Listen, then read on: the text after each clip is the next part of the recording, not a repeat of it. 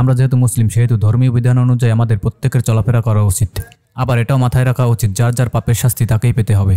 কোনো মুসলিম নারী যদি বেপর্দায় চলাফেরা করে অথবা অশ্লীল জামাকাপড় পরে মৃত্যুর পরে সেজন্য তাকেই শাস্তি পেতে হবে, কারো কবরে কেউ যাবে না। তাই আমার মতে কারো পোশাক নিয়ে কটূক্তি না করাই ভালো, যার যার পাপের শাস্তি তাকেই পেতে দিন। একটি লোকাল বাসে একজন নারী যাত্রী এবং একজন পুরুষ যাত্রী মারামারি করছে। ভিডিওতে দেখা যায় নারী যাত্রী দাবি করে পুরুষ যাত্রীকে বলেন, তুই আমার পোশাক নিয়ে কটূক্তি করার কে? এই নিয়ে কথা কাটাকাটির এক পর্যায়ে দুজন দুজনকে জুতা দিয়ে পিটায়। এ সময় অন্য এক যাত্রী ভিডিও করায় ওই নারী যাত্রী তার দিকেও তেড়ে যায়।